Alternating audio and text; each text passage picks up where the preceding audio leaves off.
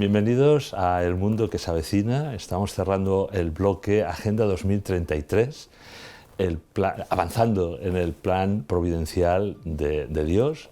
Lo estamos haciendo con el padre Félix López. ¿Qué tal? Pues Muy bienvenido, bien. padre. Gracias. Él es siervo del Hogar de la Madre, ¿no? Con él hemos ido recorriendo pues, esas propuestas, ¿no? de agenda y de mejora para alcanzar esa efeméride del bimilenario de la redención, ¿no? De la muerte y resurrección de Cristo que se producirá, Dios mediante, en el 2033. ¿no?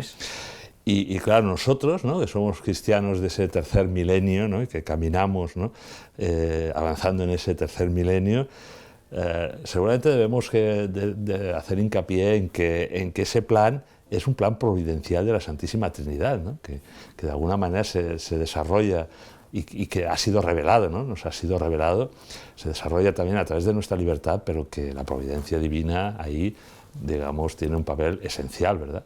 Claro que sí. Sí, podríamos tener la tentación de pensar que cuando las cosas están mal, como que el mundo se le ha escapado a Dios de las manos, ¿no? Que Dios tenía su proyecto, tenía su plan muy bonito, pero el hombre viene con su libertad y le chafa todo y Dios se queda como cruzado de brazos sin saber qué hacer, ¿no? Y es muy importante tener en cuenta esa fe firme en la providencia, que Dios sigue siendo el Señor de la historia, que a Dios no se le escapan las cosas de las manos y que Él sabe y es capaz en su omnipotencia y en su amor de reconducir o de aprovechar incluso, como decía San Agustín, en un cuadro a veces hay tonos negros. Bueno, pues en el conjunto del cuadro hasta esos tonos negros tienen su lugar y su parte. Entonces Dios sabe aprovechar los errores, hasta los pecados de los hombres, como decía San Agustín, todo sirve al bien de los que aman a Dios,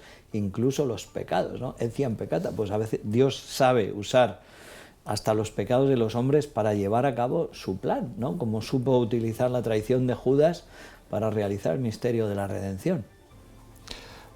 Volviendo, como hemos ido haciendo en algunos capítulos, a Juan Pablo II, San Juan Pablo II tiene un documento que creo que nos puede dar mucha luz, ¿verdad?, hacia ese tercer milenio, ¿no? ¿Podrías un poco comentar ese documento, ¿no? Sí, pues el Novo Milenio Ineunter era el documento preparativo, ¿no? Donde Juan Pablo II marcaba las líneas por las que debería caminar la Iglesia en el tercer milenio en el que estamos. Y él, evidentemente, como hemos comentado en otros programas, lo que busca siempre es como la centralidad de Cristo. Decíamos desde el comienzo, su primera encíclica Redentor Hominis era volver los ojos al Redentor, ¿no? Entonces, en Novo Milenio Ineunte él habla de contemplar el rostro de Cristo, ¿no? Y esa contemplación del rostro de Cristo que se hace a través de una vida de oración, ¿no? De la primacía de la gracia de Dios, que no es el hombre el que va a hacer las cosas, sino que es la gracia de Dios acogida por el hombre la que va transformando la historia y la que va transformando los corazones. Y señalaba también la vocación a la santidad y el camino con María. Son como las líneas directrices para que la Iglesia pueda caminar en el tercer milenio siguiendo ese rumbo hacia Jesucristo. Porque sabemos que al final está Dios, ¿verdad? Al final está Dios. Al principio, y el alfa y omega. Y al final. ¿No? Repasamos un poco que al principio el alfa, ¿no? Sí. Si quieres repasar un poquito estos tres puntos, ¿no? Sí, sí, como todo viene de Dios, ¿no? De hecho, San Pablo mismo habla en alguna de sus cartas, ¿no? Ese plan que Dios había trazado desde antiguo, ¿no? Se nos ha revelado ahora en Cristo. Entonces, en el misterio de la Navidad vemos esto también, que ese plan de Dios se ha hecho visible. Y es muy importante, hoy que estamos hablando de la esperanza, el ver cómo Dios, por ejemplo, con el pueblo de Israel, Él lo va conduciendo y va haciendo promesas. Entonces, las promesas de Dios son las que generan la esperanza. Yo puedo esperar porque Dios ha prometido. Entonces, eso mismo, en el pueblo de Israel, en el Antiguo Testamento, Dios promete el Mesías, ¿no? La plenitud de los tiempos en Cristo. Y después en Cristo se nos ha prometido también la vida eterna, se nos ha prometido que habrá una recapitulación de todo. Entonces la historia tiene un sentido lineal, se dirige hacia un futuro y por que hay un futuro, hay esperanza, y ese futuro es Dios mismo, ¿no? Dios mismo. Esa es nuestra esencia de la experiencia cristiana, ¿no? Frente al fatalismo, la desesperanza, ¿no? Que está cundiendo desgraciadamente tanto en este mundo, ¿no? Sí, por eso yo creo que es un momento donde los cristianos tenemos que cultivar de una manera especial la esperanza, porque es esencial a la vida cristiana y a toda la lectura de nuestra propia vida personal y de la historia que estamos viviendo, ¿no? Y hay algo que a mí me parece muy importante, y es que tenemos que tomar conciencia de que la victoria ya ha sucedido, ¿no? Y podemos verlo en eso, el capítulo 5 del libro del Apocalipsis. San Juan narra en una de sus visiones cómo él estaba llorando, pues porque nadie podía abrir el libro, el rollo, que es el libro de la vida, que estaba sellado con 7 sellos. Ese número 7 es como la imposibilidad, entonces simboliza como la imposibilidad de la salvación, ¿no? El libro de la vida está cerrado, nadie puede abrirlo, no hay salvación, y San Juan está llorando, y cuando llora, uno de los ancianos se acerca y le toca y le dice: no llores, tienes que saber que ha vencido el león de la tribu de Judá, ¿no? Y dice San Juan: yo levanté los ojos y vi un cordero que estaba de pie, se notaba que lo habían degollado, el Cristo, el cordero, el cordero sin mancha que quita los pecados del mundo a través del sacrificio de su muerte, ¿eh? Un cordero de pie, se notaba que lo habían degollado. Entonces todos cantan: digno es el cordero degollado de recibir el poder, la gloria, ¿no? Porque fuiste degollado y con tu sangre compraste para Dios hombres de toda raza, lengua, pueblo y nación, ¿no? Entonces es la victoria de Cristo, y nosotros tenemos que ser conscientes de esa victoria. Dios ha vencido, ¿eh? La victoria se ha realizado. Se podrán perder batallas en medio de este recorrido histórico, pero la victoria final ya ha sucedido, ¿no? Y ahí también está la Trinidad, ¿no? Amar al Padre, la misión que tiene y ha tenido el Hijo, ¿no? Redentor, el don del Espíritu Santo, ¿no? Sí. O sea, Jesucristo es, en su humanidad, en su cuerpo glorioso, pues es la puerta, el camino hacia la comunión de vida con la Trinidad, donde, igual que existe una Trinidad que comparte la naturaleza divina, pero hay una identidad de personas. Entonces es muy bonito también en la vida cristiana el poder llegar a tener como un trato único, personal, con cada una de las personas de la Trinidad, ¿no? Y la Iglesia, ¿no? Que también lo hemos tratado, ¿no? Esa misión de evangelización, ¿no? Abierta, esperanzadora, ¿no? Confortada por la presencia de Cristo, ¿verdad? Y que camina en el tiempo, ¿no? En este tercer milenio, y más tal vez hacia la consumación de los siglos, ¿no? Y al final pues el encuentro con el Señor, ¿no? Hacia la gloria y la vida eterna, ¿no? El papel de la Iglesia, ¿no?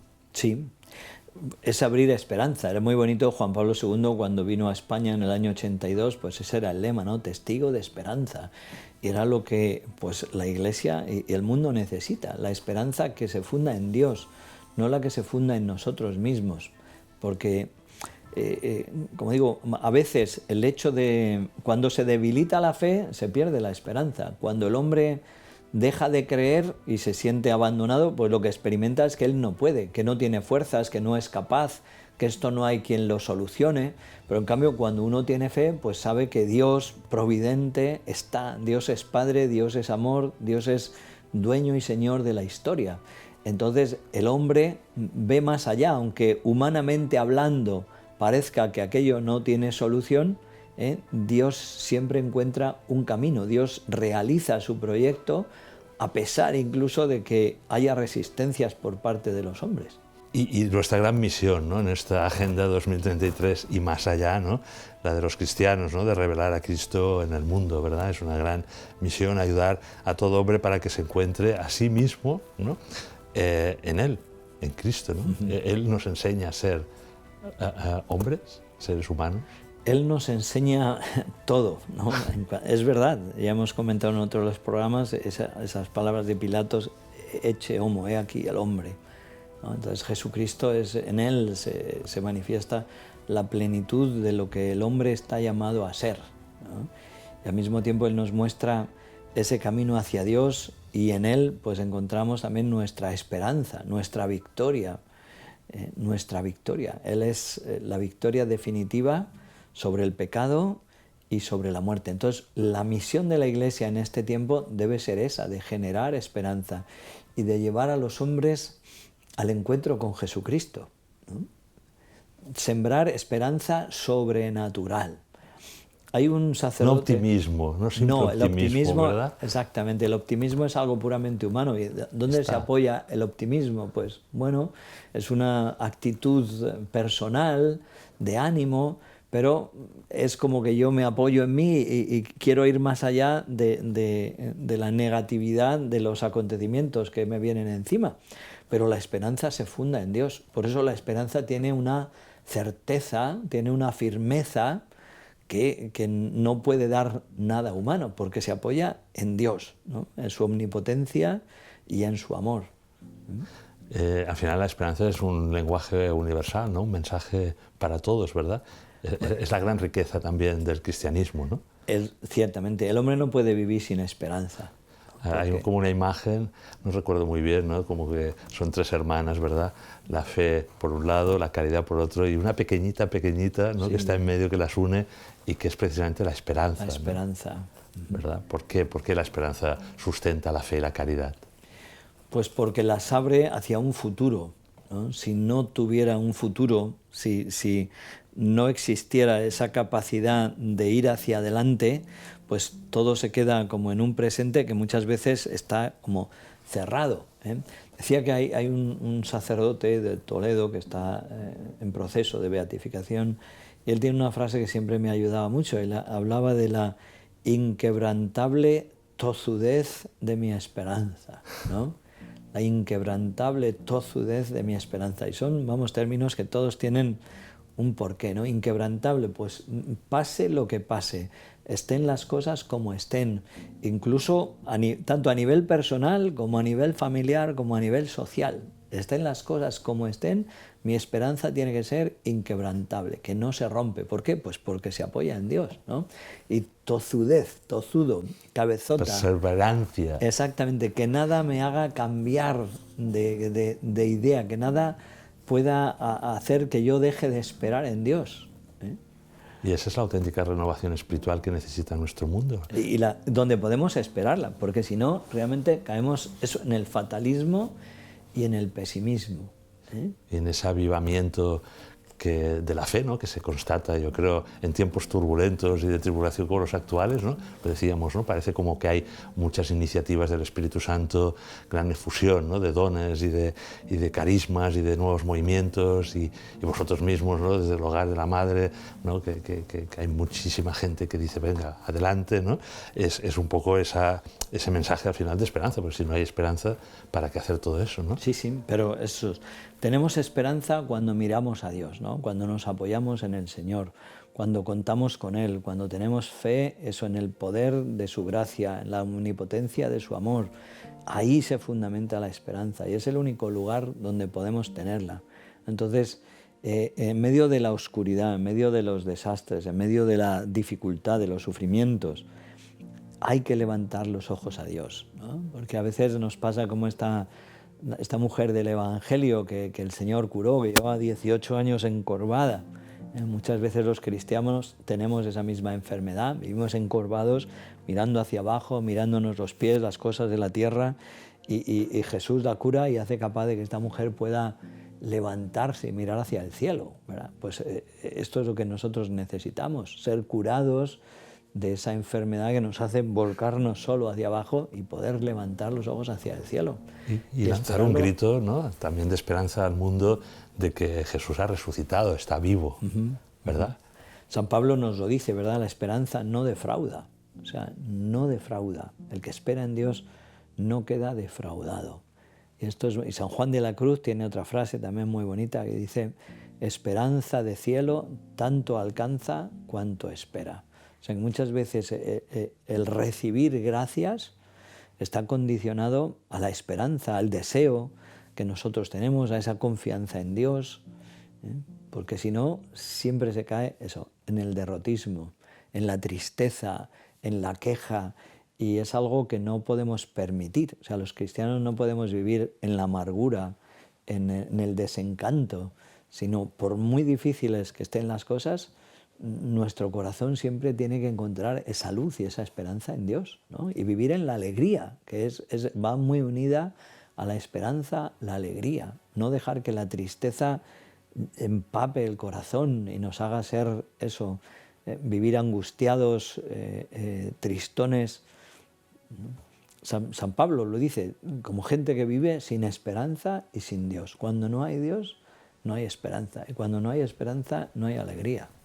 En la advocación de nuestra Madre, ¿no? Nuestra Señora de la Esperanza, ¿verdad? ¿Cómo vivió? Lo hemos comentado en algún capítulo, pero ¿cómo vivió nuestra Madre María, ¿no? La Virgen, la esperanza? Pues mira, eso se ve muy bien en el tiempo del Adviento, ¿no? Donde ella trae la esperanza del mundo, que es Jesús, que está en sus entrañas. Entonces, pues madre de la esperanza en el sentido literal, porque Él es la esperanza.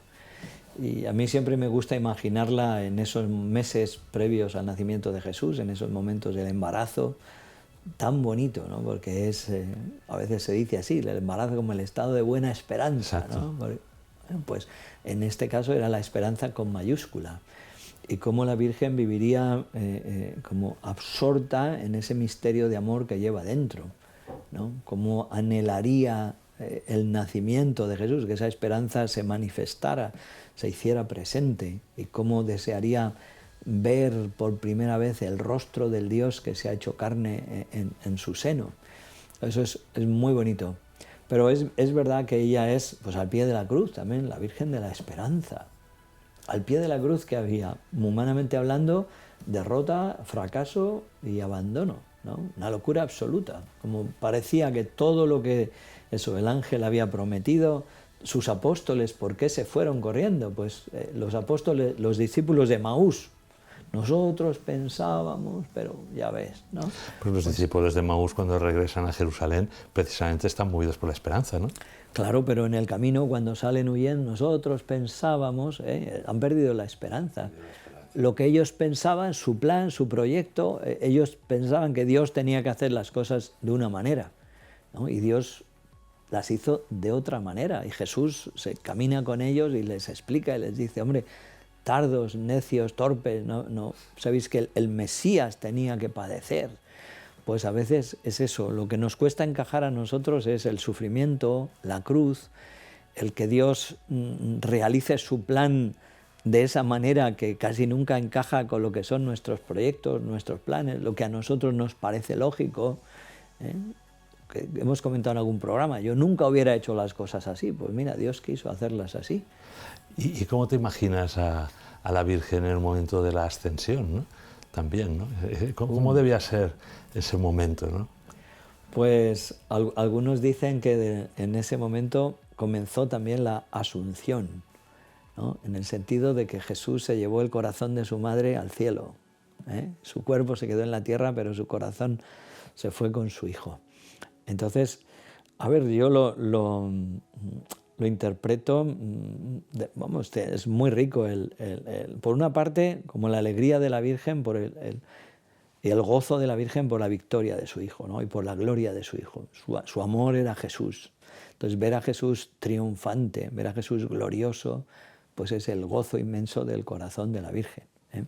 En segundo lugar, como la misión que a ella le queda de ser madre de la Iglesia. Jesús se va físicamente, ¿no? Su cuerpo ya no está visible, entonces María se convierte como en la reliquia viva de Jesús, ¿no? Y la Iglesia se aúna, se reúne, se aglutina a través de ella, ¿no? Como madre de la Iglesia, madre de la esperanza, ¿no? Y precisamente con ella la Iglesia espera el Espíritu Santo, que viene pues a abrir esos caminos nuevos, esa fortaleza nueva, seréis revestidos con la fuerza de lo alto, ¿eh? ¿Y cómo te imaginas también el triunfo del Inmaculado Corazón de María? Esa es la promesa, pues, en Fátima, esa es la, ¿no? promesa, sí, que es algo que tenemos que tener como muy cierto, ¿eh?